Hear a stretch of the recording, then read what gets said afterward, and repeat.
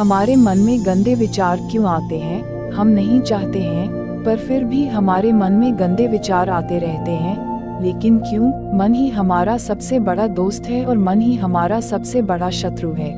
जब हम अपने मन के हिसाब से चलते हैं तो मन हमें भटका देता है, और जब हम मन को संतुलित कर लेते हैं तो हम अपनी जिंदगी में सब कुछ पा लेते हैं।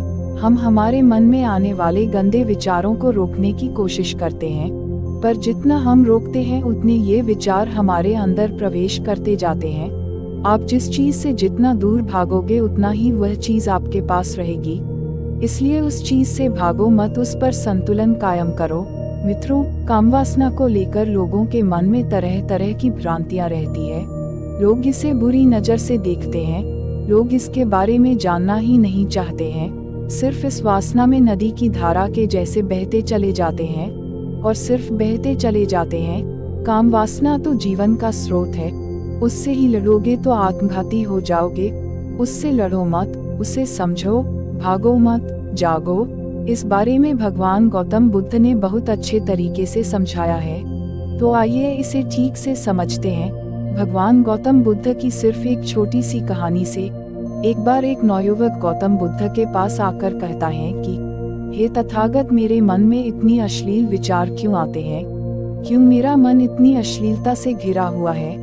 मेरे मन में अक्सर काम वासना के विचार आते रहते हैं। मैं इसे दूर नहीं कर पा रहा हूँ और मैं इसके बारे में सोचकर अपना समय तथा ऊर्जा भी नष्ट कर देता हूँ, और इसी की वजह से मैं शांत नहीं रह पाता हूँ। मेरे मन में, मेरे दिमाग में हमेशा अशांति छाई रहती है। मैं हमेशा विपरीत लिंग के प्रति आकर्षण महसूस करता हूँ। उस युवक की ये बातें सुनकर बुद्ध मुस्कुराए और बोले, क्या तुम्हें मालूम है कि कामवासना क्या होती है? ये हमारे भीतर कैसे उत्पन्न होता है और हमारे ऊपर कैसे हावी होता है? क्या यह तुम्हें मालूम है?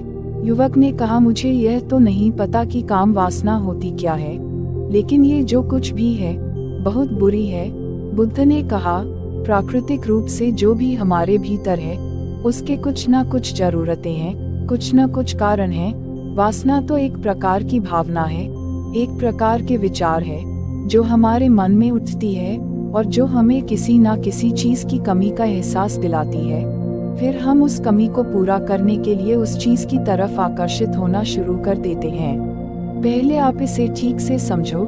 जैसे किसी के पास धन की कमी है तो उसके अंदर धन की वासना उत्पन्न होती है। तो वासना कुछ और नहीं है बल्कि यह एक प्रकार की कमी है, एक प्रकार का जरूरत है जो हमें एहसास करवाती है। और जब यह वासना शारीरिक हो तो हम इसे कामवासना कह देते हैं। बुद्ध की ये बातें सुनकर युवक ने कहा, हे बुद्ध, मुझे तो ये समझ में आ गया है कि काम वासना का मतलब क्या है, लेकिन मेरे मन में यह प्रश्न अभी भी उठ रहे हैं कि ये जो वासना है ये हमारे भीतर उत्पन्न कहाँ से होती है?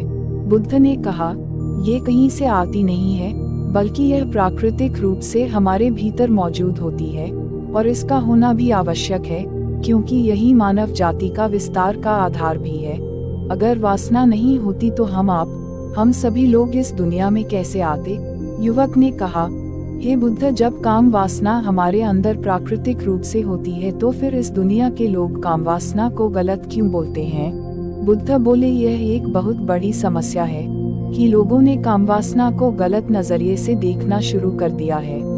लोगों ने इसे दबाने की कोशिश करना शुरू कर दिया है। काम वासना का होना गलत नहीं है बल्कि काम वासना का बेलगाम होना गलत है। लोग अक्सर यही गलती करते हैं कि केवल उसी के बारे में सोचते हैं और उसी वक्त यही वासना उसके ऊपर हावी हो जाती है। उसी के बारे में हमेशा सोचते रहना, उसी के लिए जीना, केवल उसी को अपना जीवन का लक्ष्य मान लेना, ये गलत है। उसके बाद बुद्ध ने उस युवक से फिर पूछा, तुम्हें क्या लगता है कि क्या जानवरों में भी कामवासना होती है? लड़के ने कहा, बुद्ध, होती तो है, क्योंकि जानवरों को भी तो अपनी पीढ़ी आगे बढ़ानी है। बुद्ध ने फिर कहा, हम जानवरों की काम वासना को गलत क्यों नहीं कहते हैं? युवक ने कहा, पता नहीं है बुद्ध, आप ही बताए। फिर बुद्ध बोले, क्योंकि जानवर अपनी काम वासना का उपयोग सिर्फ संतान उत्पन्न करने के लिए ही करते हैं, उससे खुशी प्राप्त करने के लिए नहीं, और ना ही सुख पाने के इरादे से करते हैं, क्योंकि जानवरों को प्रकृति ने इतना सोचने समझने की शक्ति दी ही नहीं है कि वह अपने काम वासना को अपने क्षणिक सुख का एक आधार बना सके, जबकि हम इंसान अपने सोचने समझने की क्षमता का दुरुपयोग करके प्रकृति में पाए जाने वाली हर चीज से अपने सुख और आनंद प्राप्त करने की कोशिश करते हैं। हम इंसानों ने काम वासना के साथ भी यही किया है। लोगों ने काम वासना को अपने जीवन का आधार बना लिया है। वे हमेशा उसके बारे में सोचते रहते हैं और वे उसे अपने आनंद और खुशी का आधार बना लिया है। जिस भावना को प्रकृति ने मानव जाति का अस्तित्व बनाए रखने के लिए हमारे अंदर डाला है, उसे हमने जीवन का सर्वोपरि लक्ष्य बना रखा है, और इंसान के काम वासना का बेलगाम होना ही उनके दुखों का कारण बनता है, उनके दुखों का अस्तित्व बनता है। वासना जितनी तीव्र होती जाती है, दुख उतना ही बढ़ता जाता है। युवक ने कहा, यह काम वासना हमारे ऊपर हावी होती क्यों है? इसके बेलगाम होने का आखिर कारण क्या है? क्यों हम इसे नियंत्रित नहीं कर पाते हैं?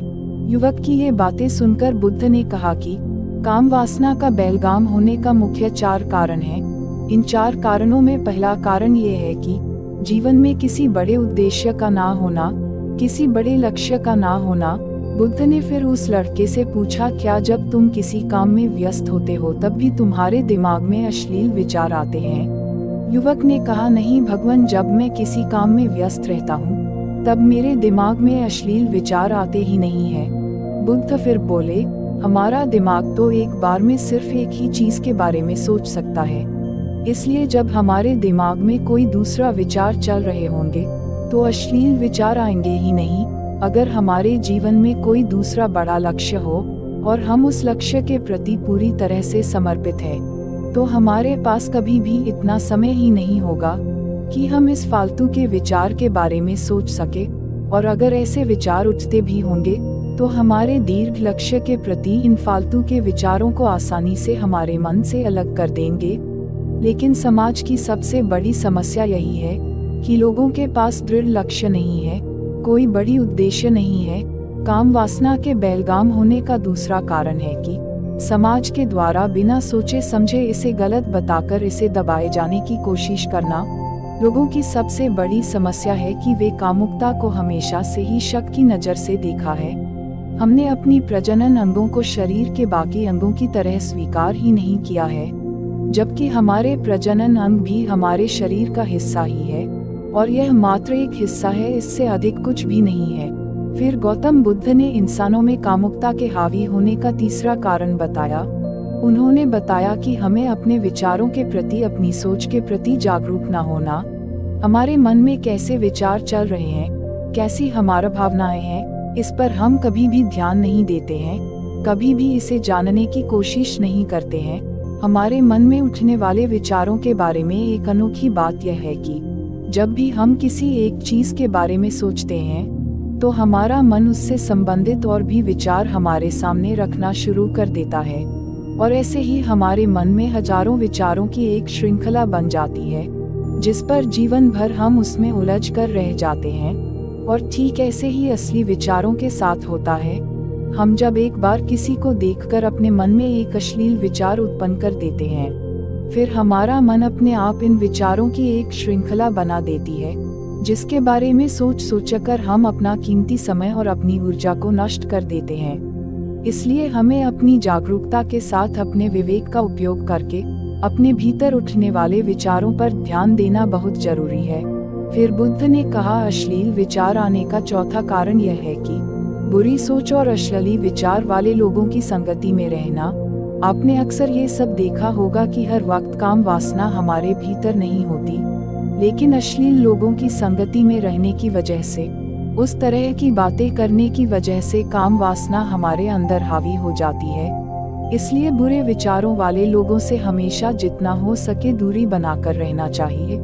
बुद्ध की ये बातों को सुनकर युवक ने कहा, हे बुद्ध, यह तो समझ में आ गया है कि काम वासना हमारे ऊपर हावी कैसे होती है, लेकिन यह हावी ना हो इसे कैसे रोका जाए, थोड़ा इसे विस्तार से बताए। बुद्ध ने कहा, पहले तुम यह समझो कि काम वासना की ऊर्जा को रोका नहीं जा सकता, इसे सिर्फ बदला जा सकता है, और इस ऊर्जा को बदलने के 2 तरीके हैं। पहला प्रेम और दूसरा ध्यान। जब हम सच्चे प्रेम में होते हैं तो हमारे अंदर कामुक ऊर्जा हमारी खुशी और आनंद में रूपांतरित हो जाती है। लेकिन अधिकतर लोग शारीरिक आकर्षण को ही प्रेम समझते हैं, उसे खुशी समझते हैं, उससे ही आनंद लेते हैं, जो कि ऊर्जा की खपत करता है, उसका रूपांतरण नहीं। काम वासना की ऊर्जा को शरीर के अंदर परिवर्तित करने का एक ही सफल उपाय है, और वो है ध्यान। ध्यान के जरिए आप अपने भीतर स्थित आनंद को, या कहा जाए परमानंद के उस केंद्र में स्थापित हो जाते हैं, जिसके सामने दुनिया का हर भोग विलास फिंका लगने लगता है। ऐसा नहीं है कि आप ध्यान करने के बाद वो सब सोचने और करने में सक्षम नहीं रहते हैं, बल्कि आप उससे और भी ऊपर उठ जाते हैं। ये सब हरकतें आपको बहुत छोटी और सूक्ष्म लगने लगती है। युवक ने कहा, लेकिन हे तथागत, ध्यान की शुरुआत कहाँ से करें? बुद्ध ने कहा, सबसे पहले तुम एकांत में समय बिताना शुरू करो, क्योंकि जो इंसान जिसके साथ अधिक समय बिताता है, वह उसको सबसे ज्यादा समझने लगता है। जैसे तुम दोस्तों के साथ समय बिताते हो, तुम उसके बारे में ज्यादा सोचने लगोगे। ठीक उसी प्रकार जब तुम अकेले समय बिताते हो तो तुम अपने बारे में सोचोगे। तुम क्या हो, तुम कौन हो, तुम कहाँ से आए हो, तुम यह सब जानने लग जाओगे। तुम इस चीज के बारे में सोचने लगोगे, और तुम जब खुद को जानना शुरू कर दोगे तो ये सारे भौतिक सुख तुम्हें छोटे लगने लगेंगे। और फिर एक दिन ऐसा आएगा कि तुम्हारे चाहे बिना तुम्हारे दिमाग में किसी भी प्रकार के विचार नहीं उठेंगे। जब तुम चाहोगे तभी तुम्हारे दिमाग में विचार उठेंगे। तुम्हारे विचार सूक्ष्म होते जाएंगे, तुम्हारी भावनाएं सूक्ष्म होते जाएंगे, और तुम अपने विवेक का, अपने जागरूकता का पूरी तरह से इस्तेमाल कर पाओगे। मित्रों, आपने इस कहानी से क्या सीखा? आपके विचार क्या है? आपकी भावनाएं क्या है? एक कमेंट के माध्यम से जरूर बताएगा। क्या पता आपके एक कमेंट से किसी का जीवन बदल जाए। तो मिलते हैं किसी अगले कहानी में। तब तक के लिए अपना ख्याल रखें और हमेशा मुस्कुराते रहें।